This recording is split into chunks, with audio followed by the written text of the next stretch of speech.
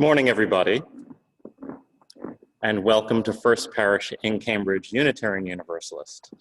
My name is Reverend Adam Lawrence Dyer, and I'm the lead minister of this church. Today we're doing a live stream. We've normally been doing a recorded service. You tune in for the recorded service, then we come back for a chat on Sundays. But today we're doing a live stream, and we're going to try and do this about once a month. We'll keep the recordings going because I know some people like those. They like to be able to refer to those and get some more information and think about them a bit. But the live stream is a different kind of an experience, and it brings together your whole worship team and also other members of the congregation to enjoy putting together some worship. Today, my message is called Come Back to Covenant. I figured in this time of COVID-19 and racial reckoning and the consequential presidential election, it might be a good opportunity for us to return to our covenant as a way of renewing ourselves. And renewal is our Soul Matters theme for this month of September. So hopefully you've gotten those materials if you're on board with the Soul Matters stuff, and you're already enjoying participating in that. But I would love to tell every single one of you that is joining us today that whoever you are, however you've come to us today, whatever brings you here, and however you stay in whatever form you are in, however you are in your body, you are welcome here. Let me say that again. You are welcome here. Being a Unitarian Universalist congregation, we are a covenantal tradition, and as such, I would like us to all participate in reading our covenant today in both English and in Spanish. We have a slide for that, so you can read along at home. Just a quick note before we go into this, you'll notice that this is a webinar, so only the panelists, the people who are making the worship, can talk to each other and can chat and whatnot, and anyone who's attending gets to enjoy it and sit back and relax. But you are welcome, of course, to chat in the actual chat function of Zoom. And you'll see that at the bottom of your screen if you're on a laptop, or I think if you swipe one direction or another from a smartphone, you'll see the chat there as well. But enjoy our time together this morning, and let's begin by reading our covenant together. In covenant with one another, and all we hold sacred, we answer the call of love. Welcoming all people into the celebration of life, searching for truth and meaning, and striving for justice and compassion to nourish and serve each other, our community, and our world. En convenio mutuo y con todo lo que consideramos sagrado, respondiendo al llamado del amor. Invitamos a todos a la celebración de la vida, buscamos la verdad y el sentido del ser y nos esforzamos para alcanzar la justicia y la compasión, para apoyarnos y servirnos mutuamente a nuestra comunidad y a nuestro mundo. Okay, Deb, you ready? Yeah.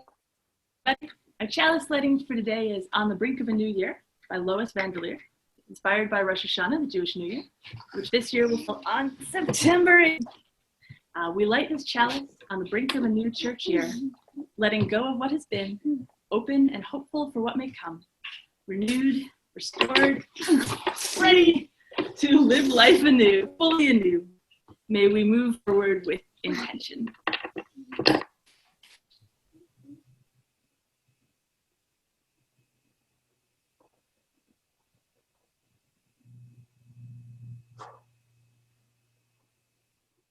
Good morning. My name is Jean Farrington. Our opening words this morning are based on A New Day Awakens by the Reverend Scott Taylor, distributed through Soul Matters. We who long for return, who long to renew our fragmented world, gather again to mend the tender strands of connection that link us to each other, to the world, and to those parts of ourselves buried deep. We begin once more the work of welcome, reopening ourselves in this changed environment, and the work of repairing this weary-worn world. Rejoice, friends, a new day, a new narrative awaits.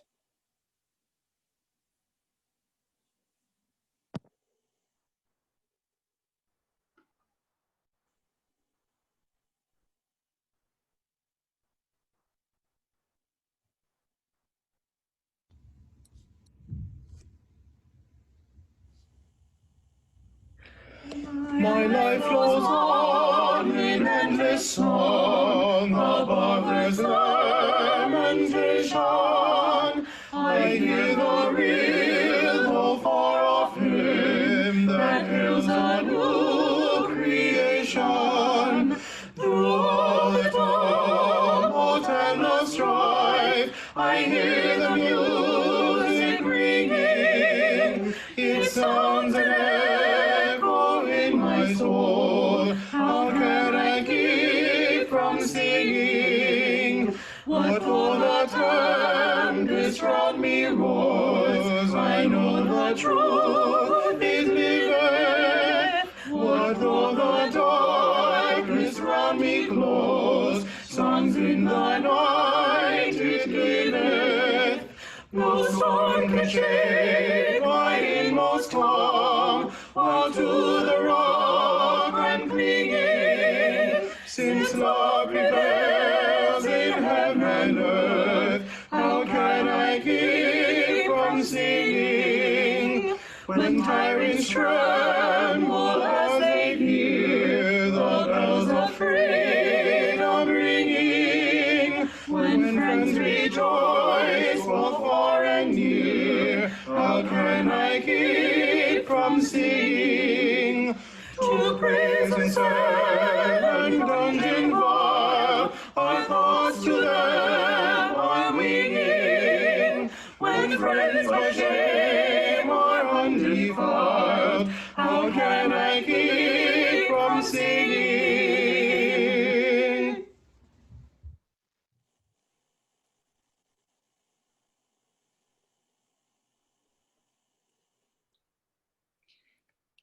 Good morning, everyone. I'm Mandy Neff, and this morning I wanted to talk to you a little bit about our symbol, the flaming chalice, and how it's been renewed over the years. The very first version of the flaming chalice was on a piece of paper. It was an illustration made during World War II, and it was on letters and it was on the side of vans to help people know that the Unitarian Service Committee was behind it. And for several decades, it was a logo. It wasn't until some youth in the Chicago area were creating worship and wanted to embody the spirituality of what was now Unitarian Universalism that the flaming chalice became something 3D, with both a chalice that has a cup and a stem and a foot and the light inside.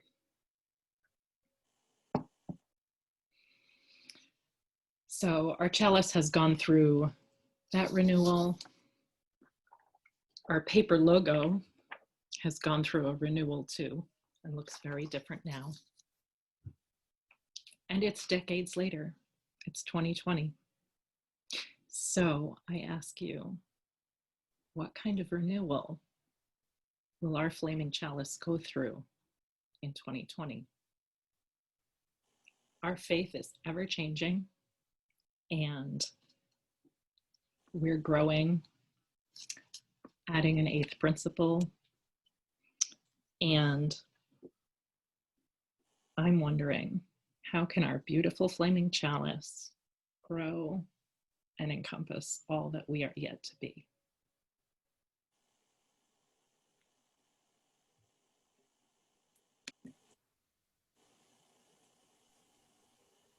Hi, I'm Patrick Sullivan, and our reading today is On Claiming This Time for Renewal by Reverend Gretchen Haley. Though you have been warned and given plenty of explanation and reasons to do otherwise, you have persisted to claim a life of joy and justice and carve out this time for renewal of your own heart.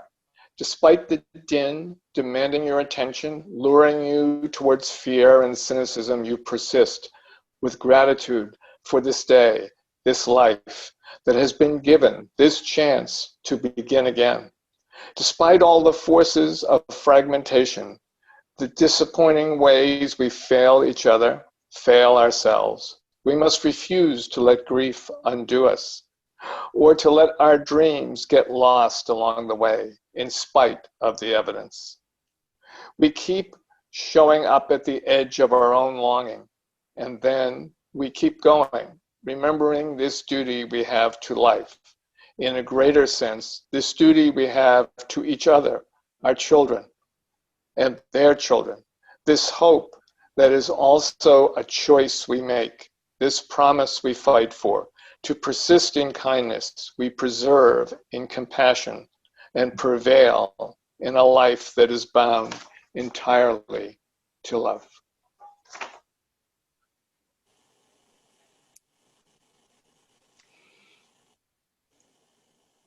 Hello, my name is Marcia Hams.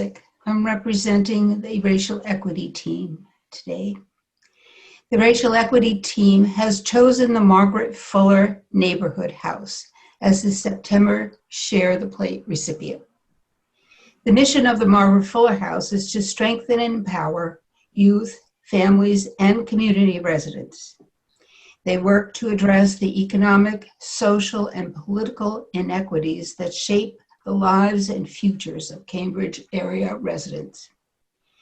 For more than a century, the Margaret Fuller Neighborhood House has worked with generations of families from the Port, one of the most diverse communities in Cambridge. What began as a settlement house at the height of the Industrial Revolution today is a neighborhood house that provides critical support and a broad range of programs to over 4,000 vulnerable individuals and families of Cambridge and beyond.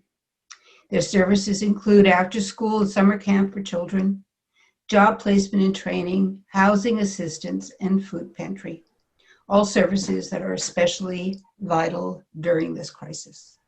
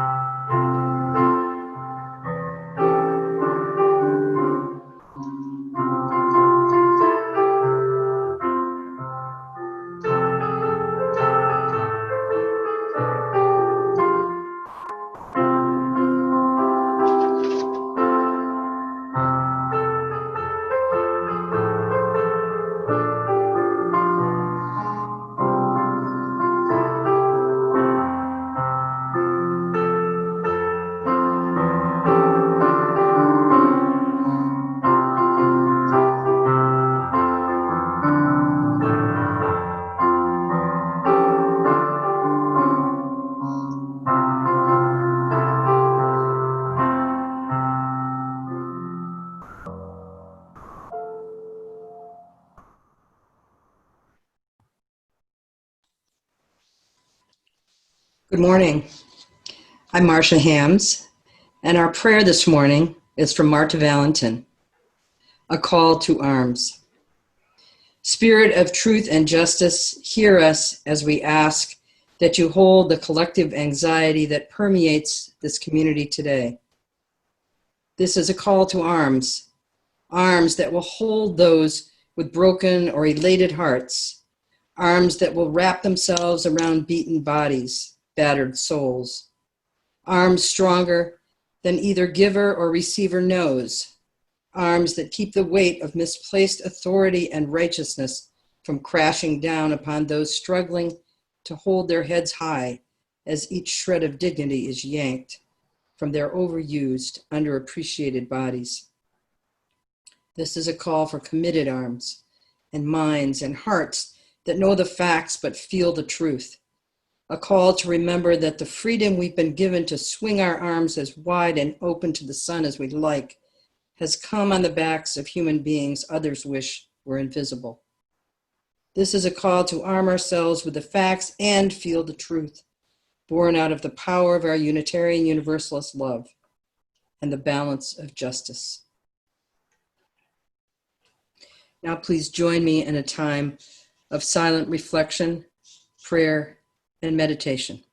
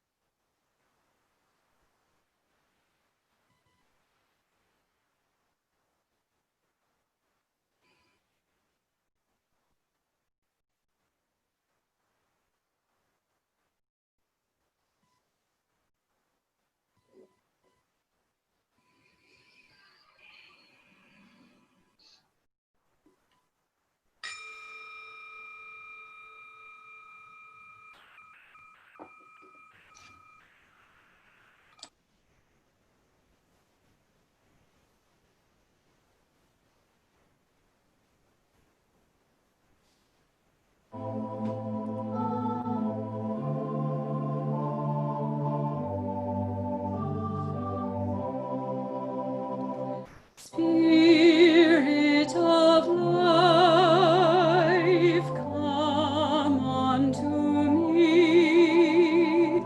Sing in my heart all the stirrings of compassion. Blow in the wind, rise in the sea. Move in the hand, giving life the shape of justice. Roots hold me close, wings set me free. Spirit of life, come to me, come to me. Fuente de amor, ven hacia mí, y al corazón cántale tu compasión. Sopla al volar, sube la mar, hasta moldear la justicia de la vida. Arraigame,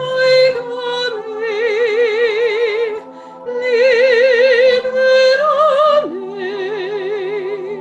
fuente de amor, ven a mí, ven a mí.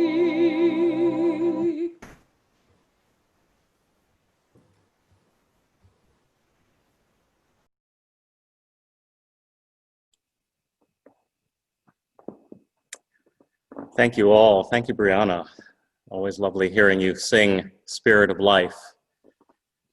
And I'd like to actually begin my message this morning by taking just a moment And I said this a few weeks ago, that every now and then I wanted to take a moment to bring awareness and bring back into our hearts students, teachers, and parents.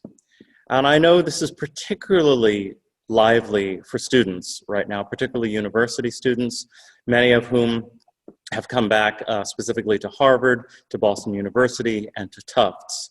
And there's a lot that is going on for them. They're getting emails daily on new protocols, new concerns, and they are concerned. But they're also really eager. When I talk to students, I'm amazed at the amount of resilience that they have and the eagerness with which they are determined to get their education.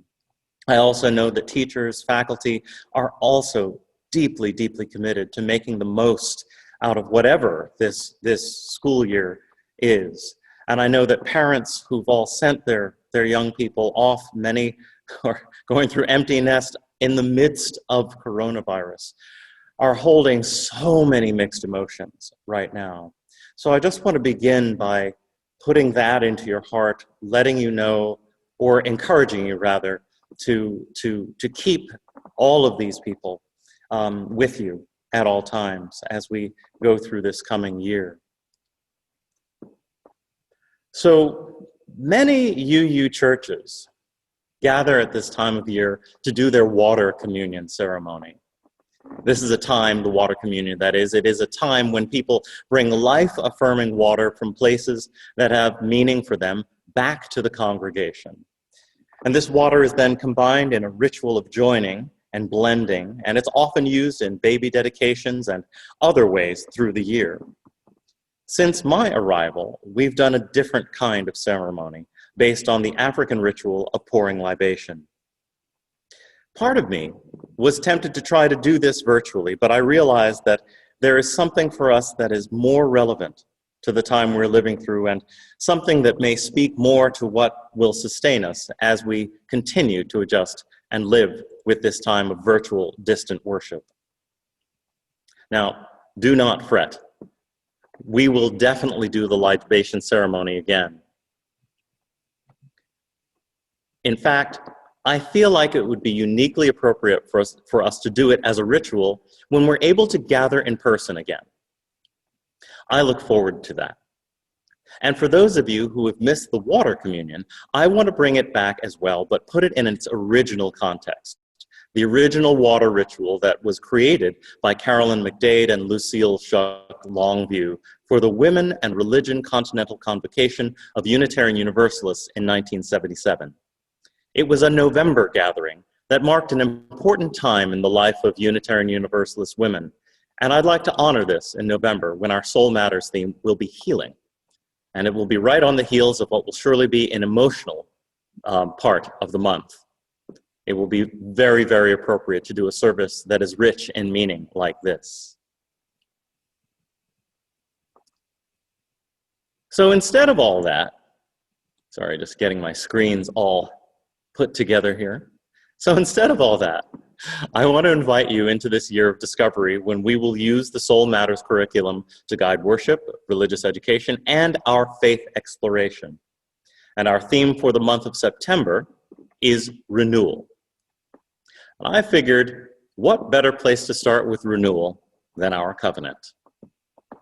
In covenant with one another and all we hold sacred, we answer the call of love, welcoming all people into the celebration of life, searching for truth and meaning, and striving for justice and compassion to nourish and serve each other, our community, and our world. Now, if you are new or visiting, I hope that you'll learn something valuable about our community and be drawn to stick around.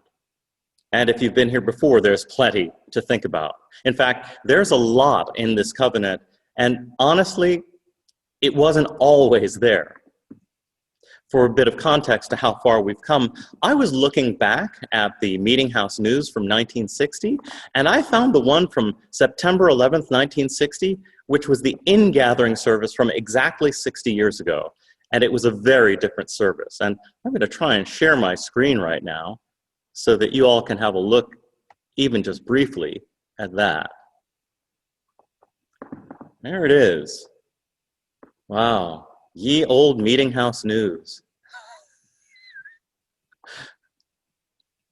Yeah, I think the thing I love best on this is that it's before zip codes. So it's 3 Church Street, Cambridge 38. Look it up if you're unfamiliar with the advent of zip codes. Anyhow, go ahead and stop sharing. little fun moment. So on September 11th, 1960, Reverend Ralph Helverson delivered a sermon titled "No Holiday from History." Indeed, I get the impression from reading some of his other titles and writing in the Meeting House News that there was a lot of history, and he shared it liberally and referenced and leveraged it in most of his messages. The congregation was also still very much in a Christian shape and language, and that history was evident in hymns with words like, "Abide not in the realm of dreams, O man, however fair it seems, but with clear eye the present scan and hear the call of God and man." And also other hymns with lyrics like, "Awake, my soul, stretch every nerve, and press with vigor on. A heavenly race demands your zeal and an immortal crown." There you go, old school hymns, classic. It was a different time for this church, for the country, and for the world. It was pre-merger. Kennedy and Nixon had not yet debated, and the United States had yet to even enter the space race. But what's clear from a ministerial perspective is that Reverend Ralph Helverson had a very specific way of engaging the congregation, and he was aware that the community held very specific values and ideas about who they were and how they wanted to be in community through their faith. That has not changed. This community knows what it is and what it wants as well. But instead of turning to Scripture and Emerson, there's a lot of Emerson in 1960, we turn to our covenant as an anchor. Now, let me say that differently. It's kind of the opposite. Our covenant is more like water that we wade in, and really it should be.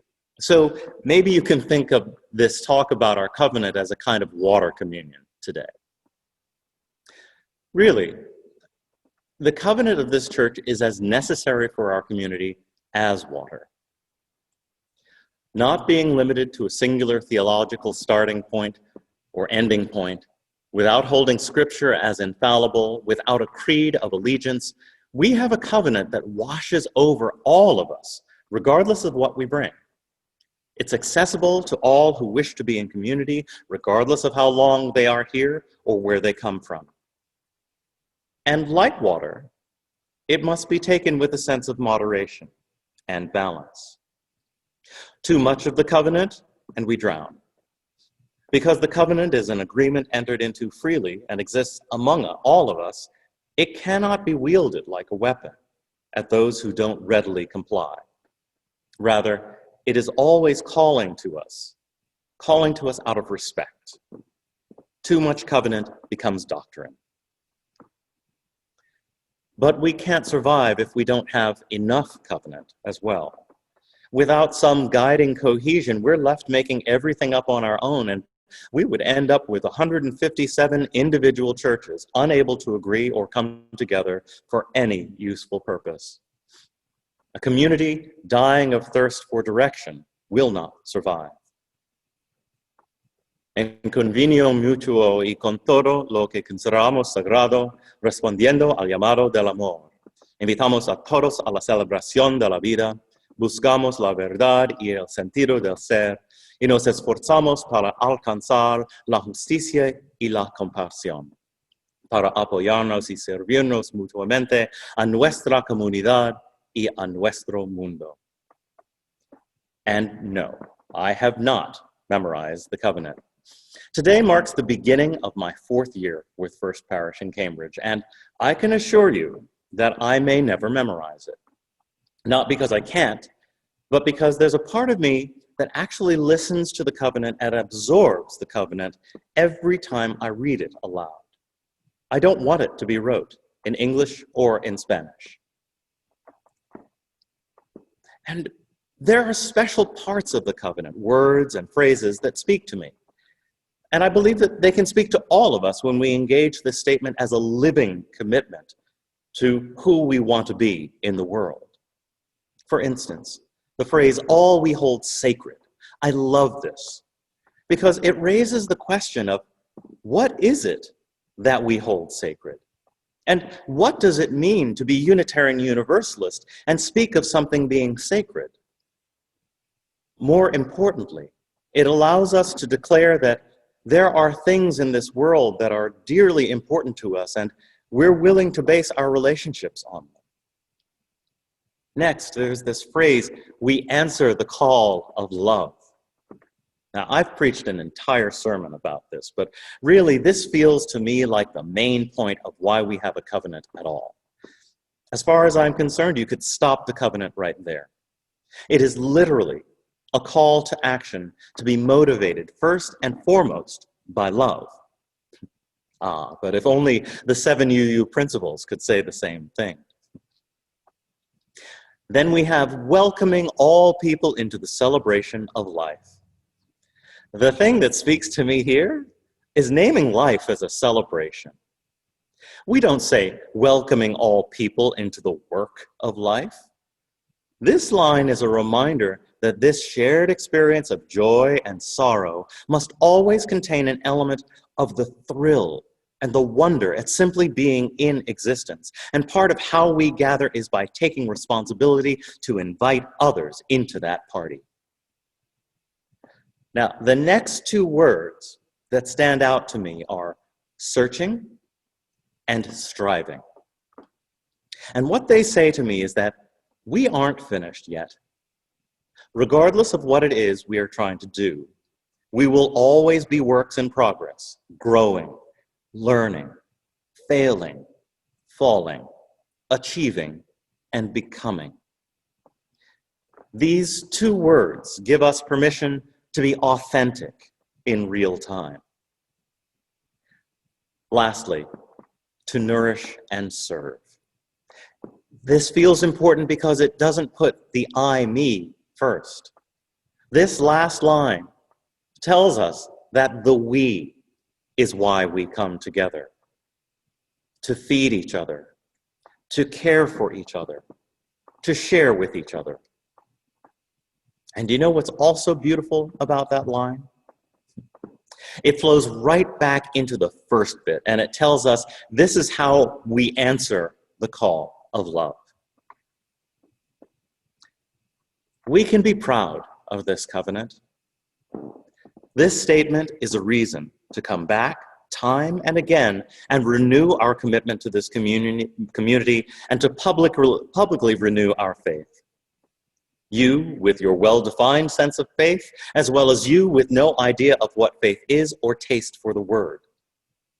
Here is a statement of commitment that speaks to the best of what community can be. It is a blueprint for what I believe pretty much anyone would want to experience in the world. And you get to share it with everyone here. And now I'm going to invite you to say these words with me, or just listen as I read them slowly in English and in Spanish one last time, asking yourself, what stands out for you? What lifts you up in this statement? What is mysterious or challenging? For some, you may ask yourselves, where is God in this statement? For others, it might mean asking what it is in the human experience for you in this statement. No matter what, it is calling you into a space of renewal. And recognize that there is room for all of you. En convenio mutuo y con todo lo que consideramos sagrado, respondiendo al llamado del amor. Invitamos a todos a la celebración de la vida, buscamos la verdad y el sentido del ser, y nos esforzamos para alcanzar la justicia y la compasión. para apoyarnos y servirnos mutuamente a nuestra comunidad y a nuestro mundo. In covenant with one another and all we hold sacred, we answer the call of love, welcoming all people into the celebration of life, searching for truth and meaning, and striving for justice and compassion to nourish and serve each other, our community, and our world.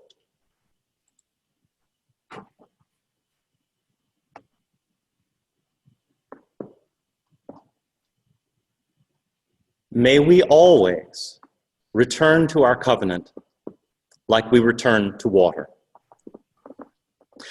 And like water, may this covenant be a source of life, soothing and renewing, anointing this blessed community.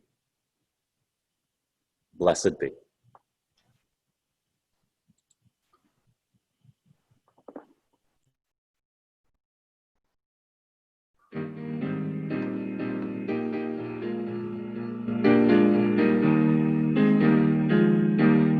Come and go with me to that land. Come and go with me to that land. Come and go with me to that land. Where I'm bound, where I'm bound. Come and go with me to that land. Come and go with me to that land. Come and go with me to that land where I'm bound. There'll be freedom in that land. There'll be freedom in that land. There'll be freedom in that land where I'm bound, where I'm bound. There'll be freedom in that land.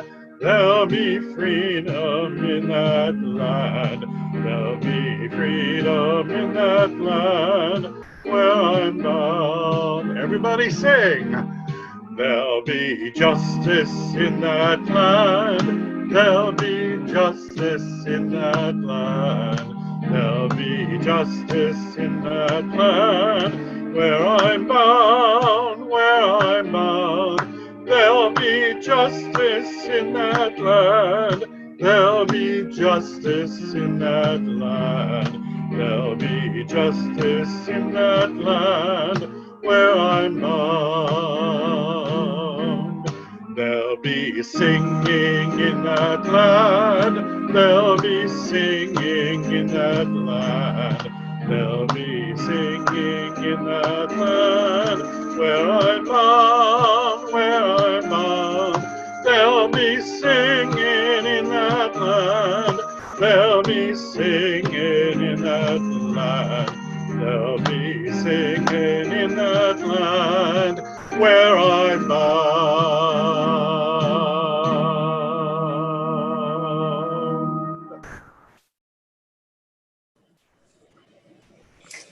My friends, let us take this moment to think of our chalice that was born of lines on a piece of paper and has morphed into a 3D centerpiece. In the same way, let us take our covenant, our statement of commitment, and despite the din, let's build a world for all of us. Amen, and blessed be. And will you also join me in the words of extinguishing our chalice? We extinguish this flame, but not the light of Truth, the warmth of community, or the fire of commitment. These carry in our hearts until we are together again.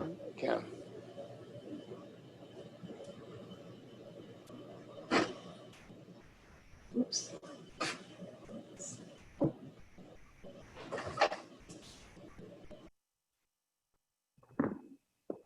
Thank you, Jenny. And thank you everyone for joining us for our time together.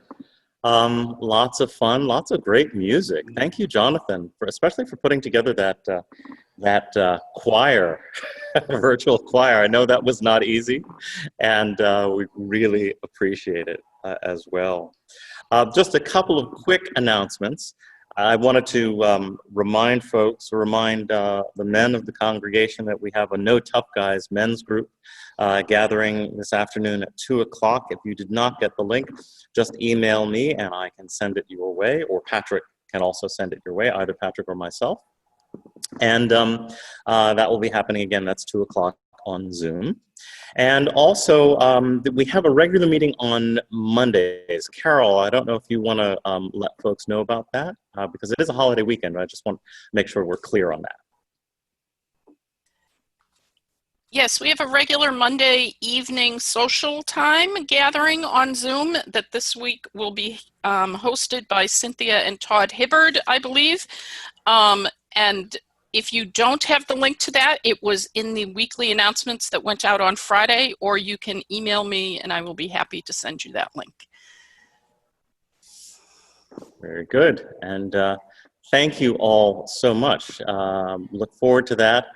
As I said before, let's keep everyone involved in schools and reopening in our hearts as we go forward. May you all be blessed.